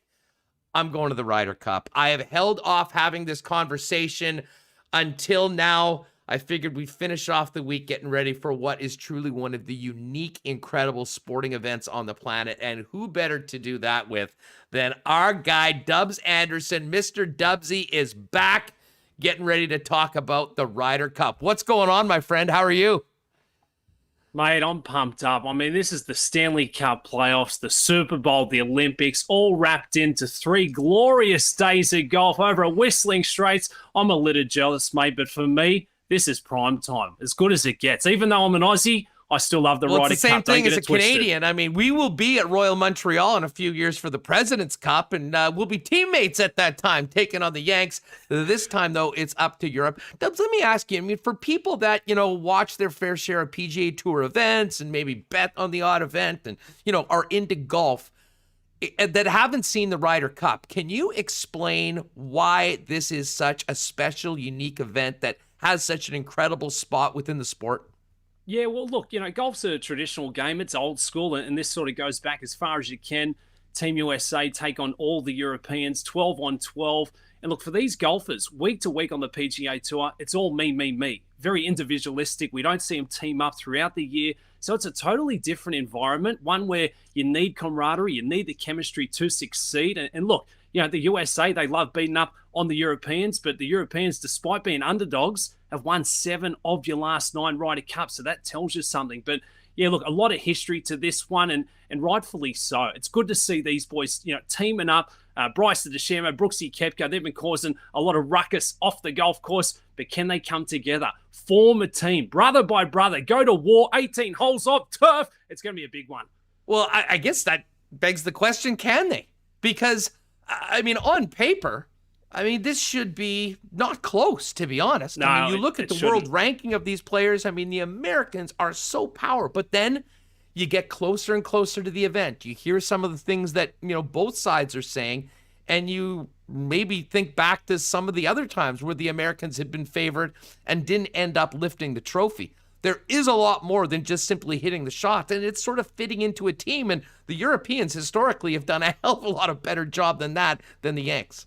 Yeah, absolutely. You look at the USA team, 9 of the top 10 golfers in the world. It's a loaded lineup, and we sort of, show concern about 6 rookies being in Steve Stricker's lineup. But being a rookie, you also don't have that baggage of losing a Ryder Cup. So these young guys who have dominated the PGA Tour, it's a bit of an unknown, but I think that's a good thing. A bit of, youthfulness, a bit of energy. You look on, contrasting the European team led by Podrick Harrington. He's gone with the old heads, the statesmen, your Ian Poulters, your Paul Caseys, Lee Westwoods, Sergio Garcia. These guys have been around for 20 years. Yes, they've got it done on the big stage, but like with any sport, Father Time catches up. You've got your limits. I think if they're going to win one, this will be a special one for the Europeans to get, but it's got to be the last hurrah for some of these guys. I know they've got the one-man wrecking crew of John Rahm, but he can't do it all by himself. And look, we go back to the format, what we can expect this week. It starts tomorrow. We get 2 matches tomorrow, foursomes and 4-ball, 8 points up for grabs. Similar thing Saturday. But then on Sunday,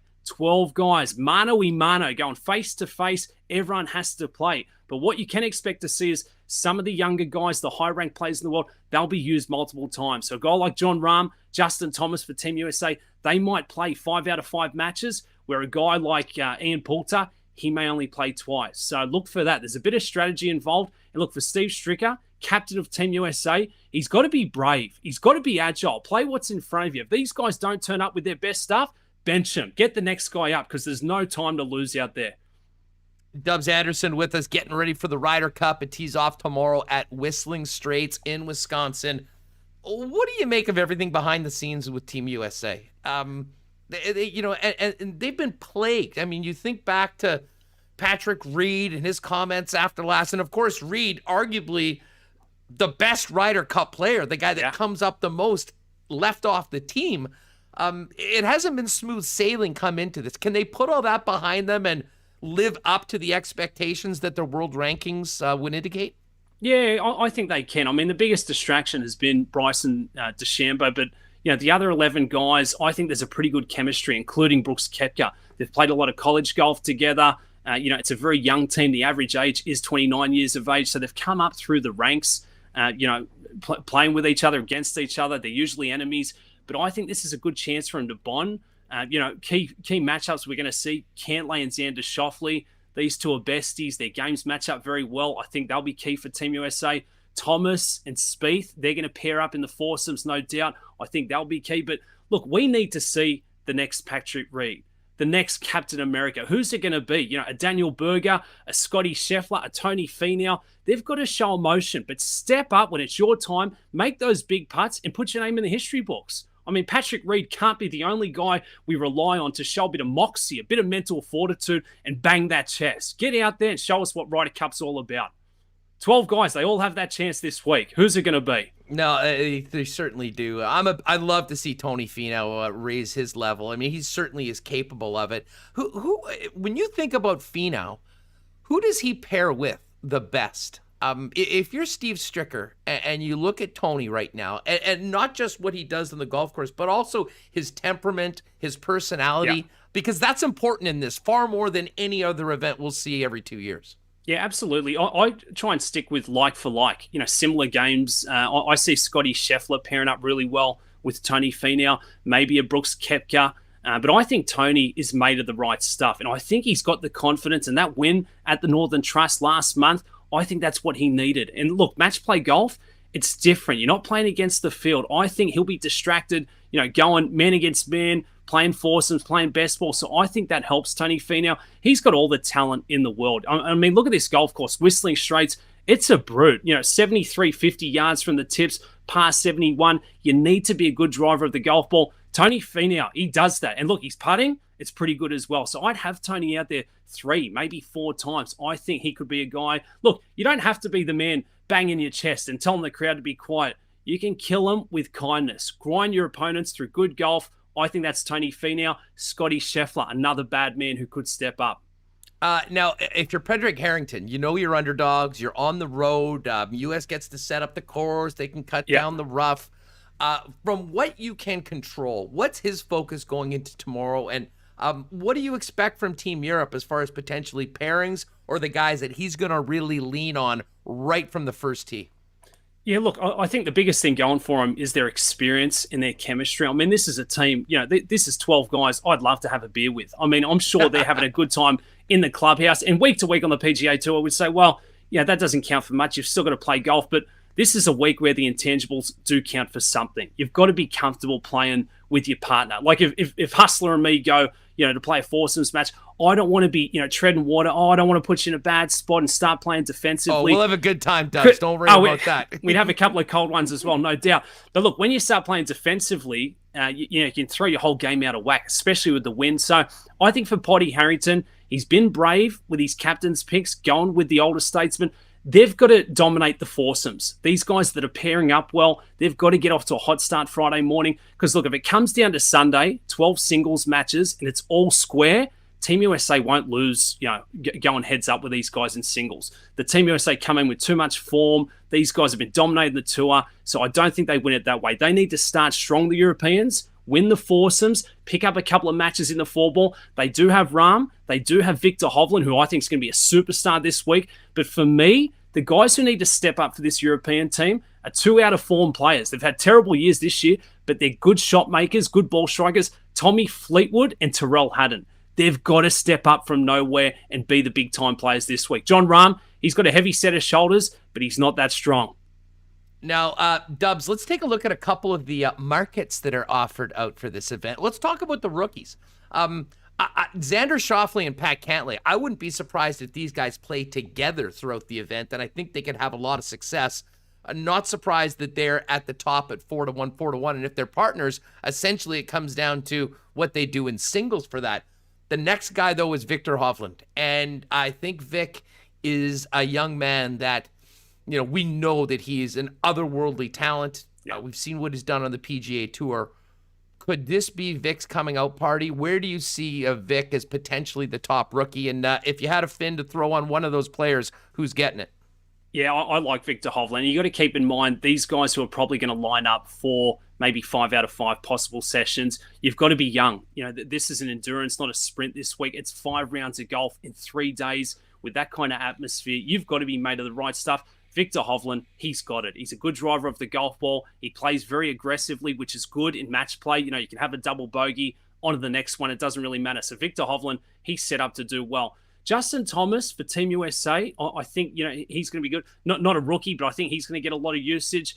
I think looking at rookies, Team USA, Cantlay, Xander Schauffele, they're going to be pairing up together. Steve Stricker has to put them together. They're best friends. When I say like for like, they've got very similar golf games. They're comfortable with each other. I think Xander Schauffele, your gold medalist, another guy who's not going to be the big man yelling and shouting to the crowd, but again, he can grind opponents into the ground. And when you're playing match play, it's very frustrating to play against guys like that. Fairways, greens, whistling straights. There's a lot of bunkers out there. Yeah, these guys keeping in play, hard to beat. Really interesting a market that's open that's just come up today is who will take the opening tee shot for each of the two teams. And Justin Thomas is the favorite with Team USA. Xander and Cantlay both at 6-1. I think maybe, thinking. But again, this is the team that goes out first. We're not even talking about winning a hole. We're talking about essentially a captain's decision. Put yourself in the minds of the two captains. Who do you think's getting thrown out first for USA and Europe tomorrow?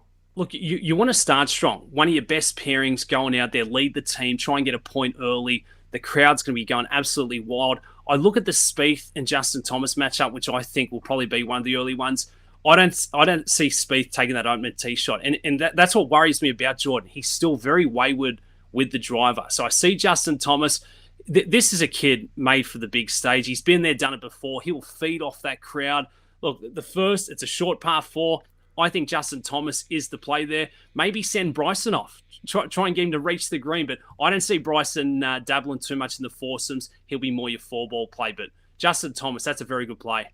Yeah, and as far as the Euros go, it was originally Rory was the big favorite, and I think a lot of people hammered Rahm, but I would imagine it's probably going to be one of those two guys, right, Dubs? Yeah, and that's the thing. I think Rambo will lead this team. Roy McIlroy, again, he's shown that he steps up, a couple of pegs at the Ryder Cup. But I think Rambo will go off. It's going to be, a heavyweight matchup out the gates. Rambo, I see maybe going with a Paul Casey, a great ball striker, up against JT and Spieth. That's what we want to see. And I'd love to see something similar first group off Sunday morning as well. John Rahm, take it on the world. I'm with you on that. I think I'll get on that. Hey, before we go, where's Justin Rose? Like, is game just fell off to the point? I mean, I have to admit, I'm thinking about other Ryder Cups. I mean, he has been just such a mainstay of European golf. It's sort of weird not seeing him on the squad. Yeah, and he wouldn't be happy because he was sort of thinking he was in the running there for one of the captain's picks, but Potty Harrington went with Ian Poulter and Sergio Garcia, so Rosie missed out. I think, he's got a case to be mad, but again, how do you leave off an Ian Poulter and a Sergio Garcia? Everything they've done at this level, especially when Rosie, hasn't shown his best stuff for 2021. You need big-time players, guys who can make those putts. There too have shown, look, maybe I'm not playing that good, but I'm going to find my best stuff at Whistling Straits when this team needs me. Big Folks, stage, big game players. It is the big stage and a crowd unlike anything else in the sport. I know you're going to be watching it all week long. You're a plus 215 to win. I mean, they're a big underdog, but we've seen this script before. Can they pull it off at Whistling Straits, Dubs? Look, I'm old school. I want to root for the underdogs. And Whistling Straits, this is as close to a European link-style golf course that we're going to get. If weather does become a factor, which I'm seeing it will be, a bit of rain, bit of wind, make sure you take your rain jacket, Hustler. It suits the Europeans. The tougher it gets, the mudders, that is Team Europe. They'll tough it out. They're used to playing in the wind. They've got more creativity around the greens, bit of shot making. So it suits it. Look, at plus money, plus 220, please, bit, back it in. Get on the underdogs. 7 out of the 9 last times for a reason. Let's do it. Now, normally, I mean, quite often during the tour events, you're there at the course, you're on the scene. Now, well, what are you just going to be kicking back, having a few cold ones and enjoying it for the comfort of the Dubs mansion? Yeah, not too much kicking back. I still got to work, cover the event, but doesn't mean there's no time for cold ones, does there? But look, I'm pumped up. 3 days, I'll be up at 5 a.m., do a bit of study, a bit of watching, and for me, this is what really gets me ticking. It only comes along every couple of years, but for me, this is my Stanley Cup playoffs. For me, this is it, as big as it gets. And follow him on Twitter, folks, at Mr. Dubsy. You can also see him jumping on with our pals Gabe and Cam and the guys over at Sports Grid. Dubs, thanks so much for doing this. Enjoy the weekend, and looking forward to another chat with you soon. You too, mate. USA, USA, USA. Take it easy. There he is. Dubs Anderson, a great friend of the program. And I often said we could bring Aussies on and I could just have them, do play-by-play of guys crossing the street because the voice is so great. But he's an absolute gem. Great to have Dubs on the program. And definitely, if you're a golf fan like me, very entertaining Twitter follow. Give him a follow at Mr. Dubsy. All right. We got to get to some cool bet lines for tonight. We got Thursday night football. And of course, Kenny and Rennie, for those of you that are jonesing for more Jets content, are going to be coming up at the top of the hour. So we'll roll for another few minutes so we can sort of seamlessly hand off to K&R. But Remis, let's get back in here. The one thing that we have also not touched on with all the excitement about the hockey and the return of the Winnipeg Jets and training camp was last night's game in the Canadian Football League. Were you able to sit through much of that Hamilton-Ottawa classic in the monsoon in our nation's capital? Yeah, classic. So Wednesday night CFL. Yeah, I wasn't excited with this game going in as far as fantasy plays. I've never seen a more lock of a play than the Ticats defense. Has a defense ever been more of a chalky play in fantasy? Was it 100%? It was close. There was some like 70s and 80s. I mean, Dom Davis has thrown a pick six in every game. This Ottawa team is awful. And their best player, Dedman, they don't want to throw him the ball as a receiver. I mean, their best player is clearly their punter. Because I was going to say the kicker too, Lewis Ward. I did see people say, save Lewis Ward, bring him to Winnipeg. Yes. Come on down to Winnipeg. Isn't that what Willie says? Remember how Caleras was on, was it Toronto? And they kind of was like, Toronto, we're not going anywhere. We got Caleras. Like, let's just give him to Winnipeg for a pick. They need to go out and trade for Lewis Ward. There's no point of having this top kicker in Ottawa. They're a team that's going nowhere. Their quarterback situation is brutal. I mean, Matt Nichols, he can't really throw deep. Dom Davis, we know what he is. He throws a pick six every game. He's not a starting quarterback. They're a mess. And Hamilton won with Watford at quarterback with the Tebow offense. So David LaFantasy. What? Yeah. There was a CFL game last night. Yeah, there was. And mark on your calendars. Next week there's a Tuesday game. So scheduling why is there difficulties. And I think that came out of the Elks. The Elks COVID, trying to make sure that they can get all that done. So but don't worry, David, you did not miss a classic. That is for sure. I tweeted this out last night, but I mean, if you're watching the game, Ottawa's getting their asses kicked. They don't even score a point in the first half. It is pouring. I mean, that was some biblical rainfall last night in Ottawa. And I'm just sitting there looking at these fans that are all in their ponchos. No one's even cracking a smile, going, these people deserve, throw them a bone here. Get a touchdown. Do something. Miserable season right now for Ottawa. I mean, these people have also run through the Sens for the last few years. Next time you feel sorry for yourself about your team, think about what Ottawa fans have gone through for the last little while, and maybe you'll feel a little bit better about your current condition. Why did they schedule the Bombers no games against Ottawa? That's a real disadvantage for the Bombers. If hopefully they get first, as it seems they're in first place now and that holds. But can we have some kind of schedule adjustment at the end of the season? It's hey, Bombers didn't get their free win against Ottawa. Everyone else did. I don't think that's fair. I think the schedule maker needs to address that. There's a conspiracy by the league against the Bombers. An inquiry. I think so. Not fair.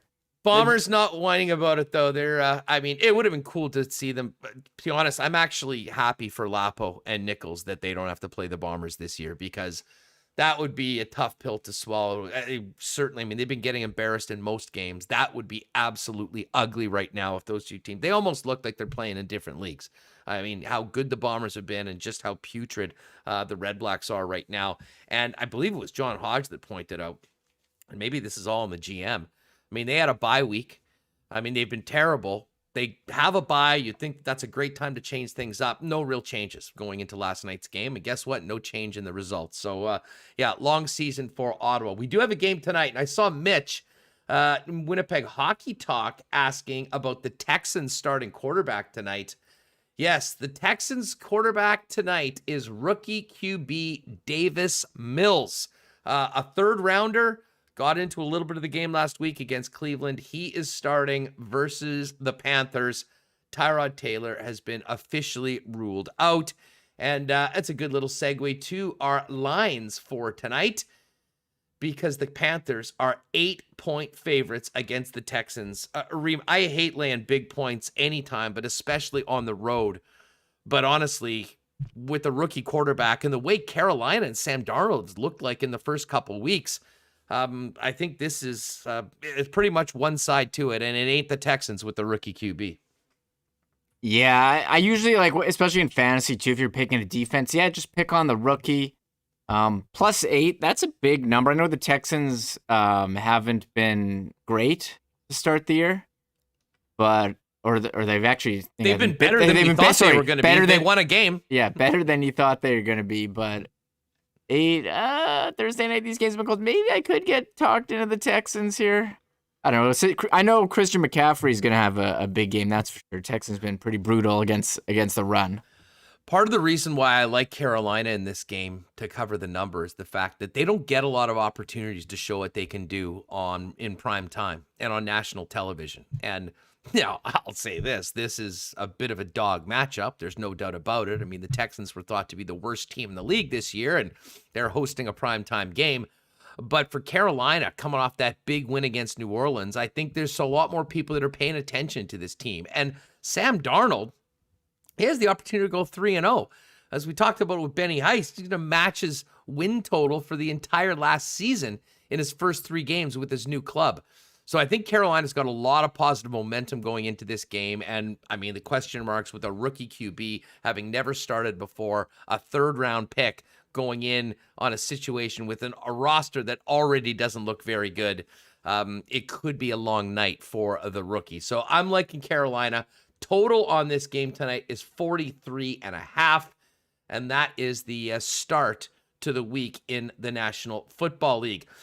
Speaking of the NFL, we have been making picks. Of course, many of you are regular viewers or listeners to the Lock Shop podcast, which I do with Dustin Nielsen. Normally, we do the shows on Friday. Dusty is flying right now to Vancouver as we speak. He's doing the Lions-Riders game tomorrow. I'm going to Ryder Cup. So the weekend Lock Shop for the NFL will be taking place tonight. We'll be live probably around 6:30 this evening. Certainly, I'll tweet it out on my Twitter. We'll broadcast it live over at Nielsen TSN 1260. But if you haven't already, subscribe to the Lock Shop. You can listen to it whenever you want before Sunday. And not to do the old Barry Horowitz, but we've given out 12 picks so far for the NFL. I am 6-0 against the spread. Dusty's 4-2, so we're 10-2 right now against the number, and did give you the most automatic lock bet of the year, which was the under in last night's Ottawa Hamilton game, which was a breeze. So looking forward to doing that. And we talked about the Ryder Cup earlier. If you do want to bet on the Ryder Cup or the NFL or all of the NHL futures that are available right now, you can do it at CoolBet. And if you haven't bet there before, use the promo code WST. You'll get a 100% bonus on your first deposit up to $200. Reem, couple other things I want to get to before the end of the program. First of all, did you see Brandon Tanev's Seattle Kraken headshot? Yeah, I have it ready to go. I'm glad that you brought it up. Good. I'm glad we're really on the same page here. So this is the one from last year.